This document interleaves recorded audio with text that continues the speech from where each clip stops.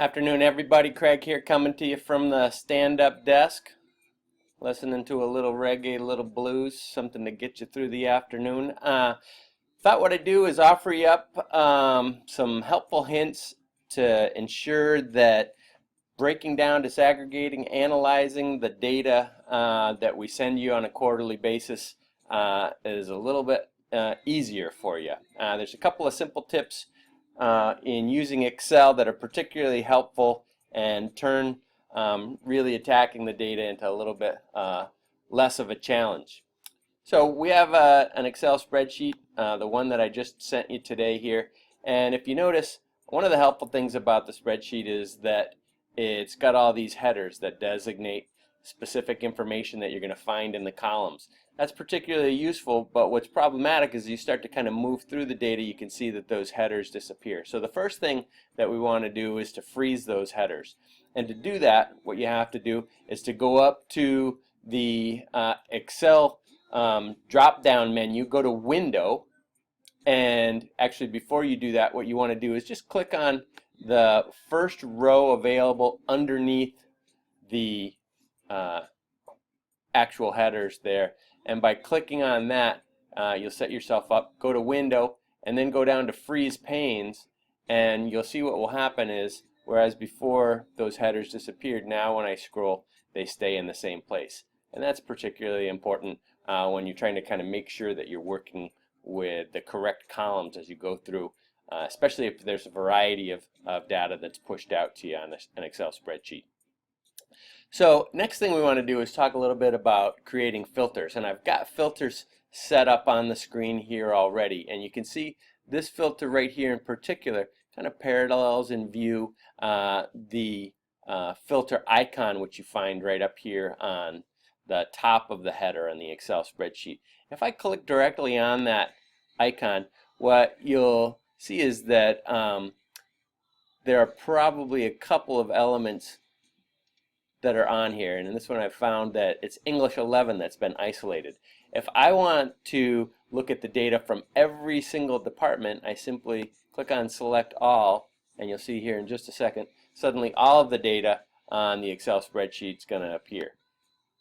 But in the act of creating that filter, and it's as simple as going up to the top, well, first of all, click on, say for example, the name of the teacher. Like say I clicked on Chris's name under the header of the teacher category, and I go up and I say use that little filter icon, and I filter by cell value.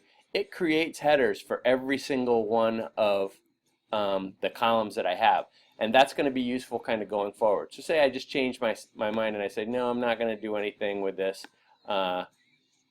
focus on Chris Safford's data. Instead, I'm going to go back and select everything. Now you'll see that I still have these little arrows in each column which represent potential filters.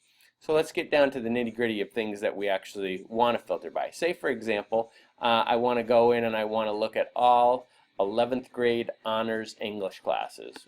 What I'm going to do is click on that little icon above, and then you'll see where everything has been selected under Select All, so every one of the courses is represented. I'm going to clear that, and then I'm going to scroll all the way down until I get to the English 11 classes, and those honors classes in particular right there, and then I'm just going to click on that button.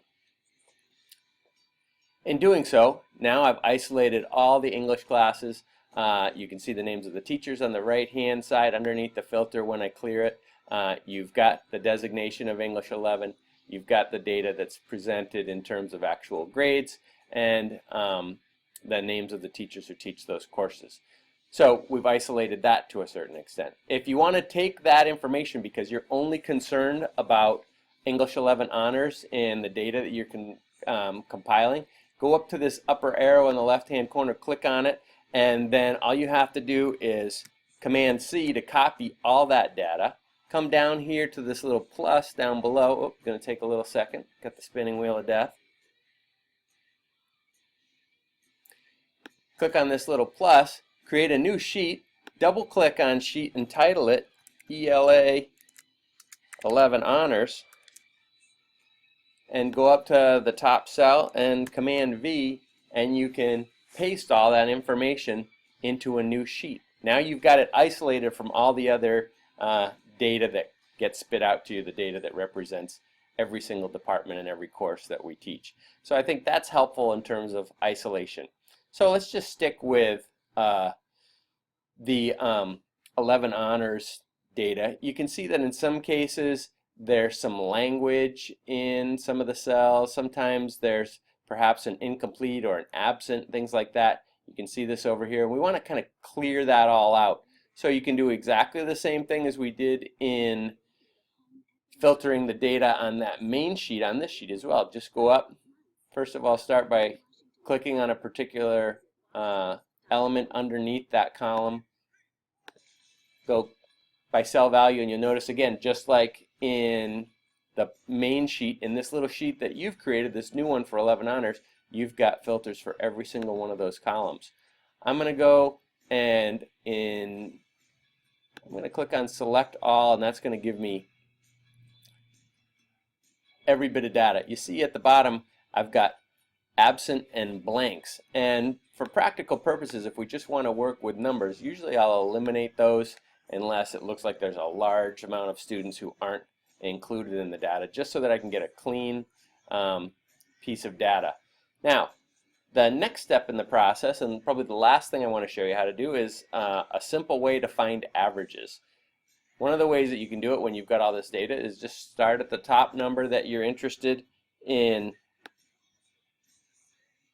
identifying information about, and just scroll all the way down till you get to the end of that data sheet. So you can see where it ends right there.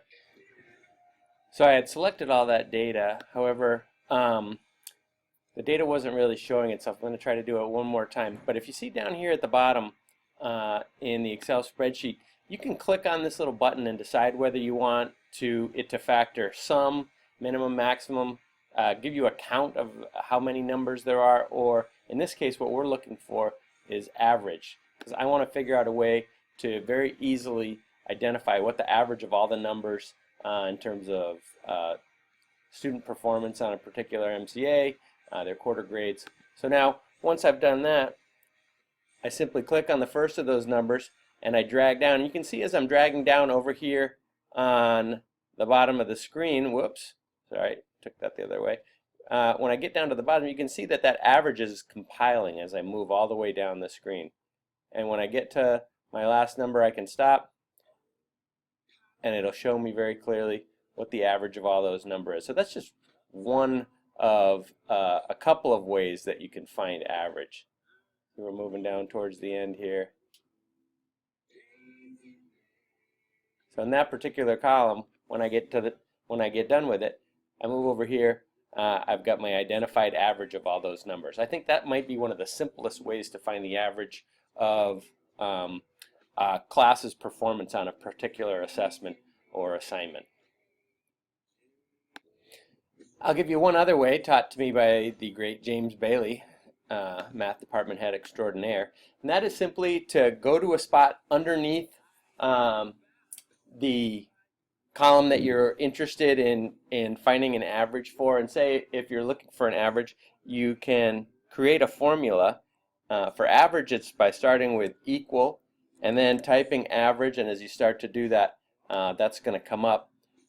At the end of that average, you open a parentheses, and then you just simply tell the Excel spreadsheet from where to where you want data. So say, for example, I want data on row 2 until row 289. I'm going to go B2, representing the column, and then the first number.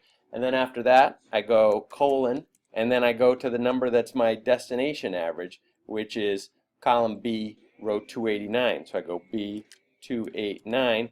I close my parentheses, and by returning, I get that average right there. So that's an easier way, or, well, both those ways are simple. If you're interested in working with those formulas, that's a great average formula for quickly aggregating a total average from the performance of students in your class. So there's just 3 particular things that I think will be helpful. Again, I didn't want to give you a lot of time. I tried to keep this under 10 minutes. I'm right down at the number. freezing headers, creating filters, finding averages. Hope that helps. Have a great day.